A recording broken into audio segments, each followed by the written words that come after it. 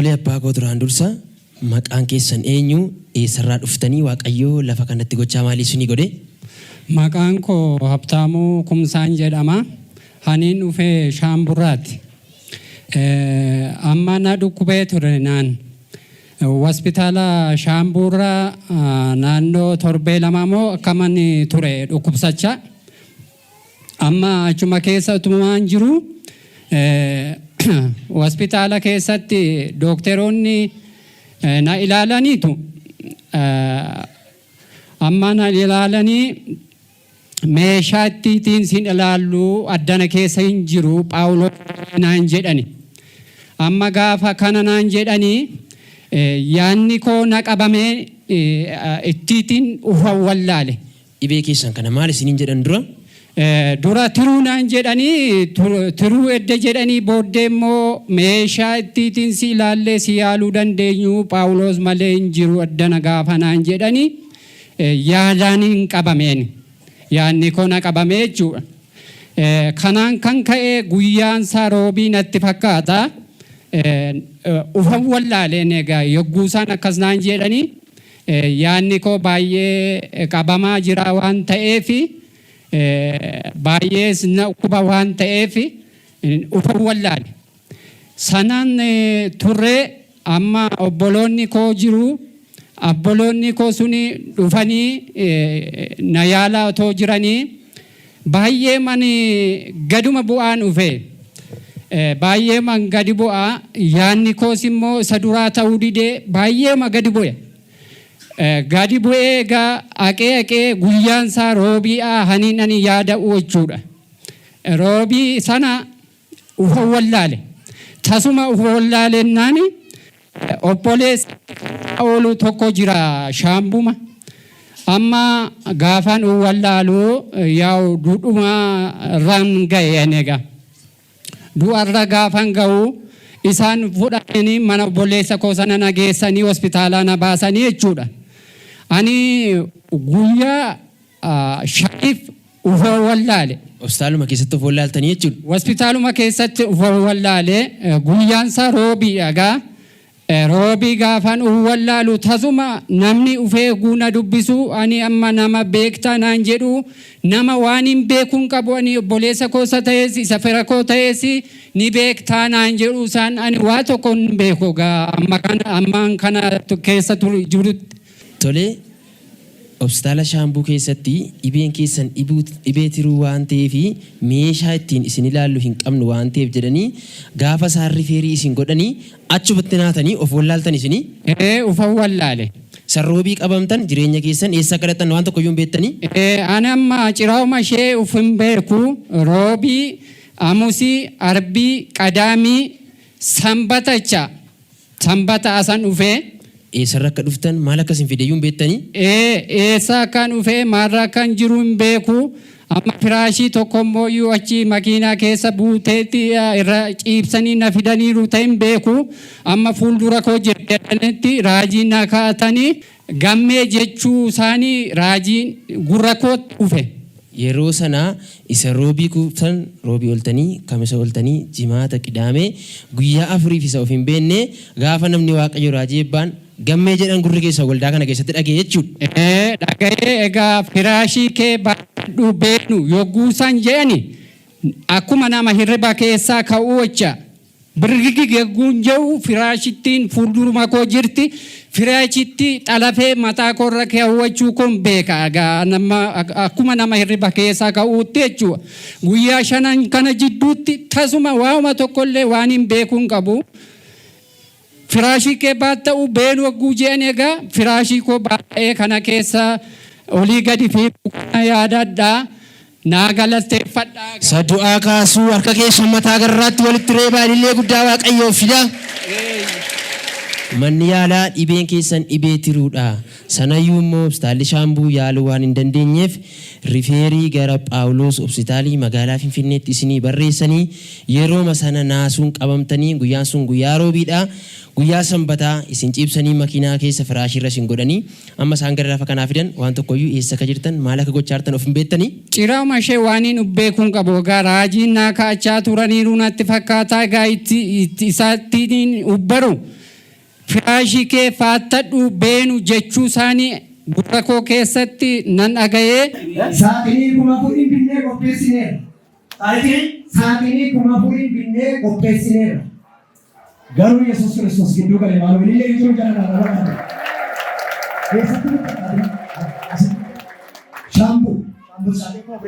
Hospitaala shampuuti rifeera gara Phaawulositti barreessan. Yeroo isaan barreessan sana qabeenya maaliin deema humna qabodhee isuma akka tasaa uf wallaala. Afaanii qabe. Hojii gara biraatti deebi'e. Harki isaas miilli isaas lamshaa'e. Hindeemu. Afaan hin xaxan. Afaan xaxan. Iji isaas hin galagale. Amma garuu har'a fayyina ta'e.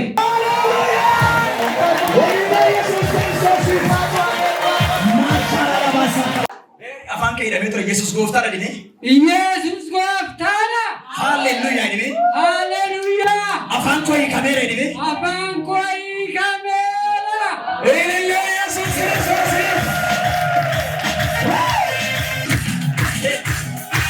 Haleluuyaa Yesuus. Haleluuyaa Yesuus.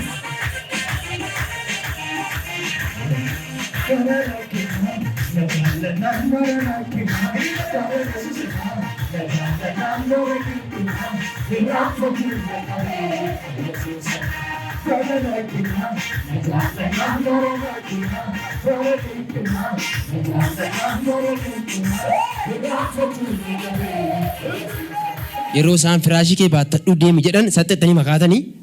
Tara fe'ee akkuma nama hirriba keessa birgi ga'ee ka'uu akkasumatti ka'ee firaashii koo baatta'ee olii gadi fiiguu koon beekaa. Isa du'aa kaasu faana miilla keessanii lafaa kaa dhaabbadhaa sabni Waaqayyoo harka keessan mataa garraatti walitti reebaa Waaqayyoo filillee guddaa isaa fida.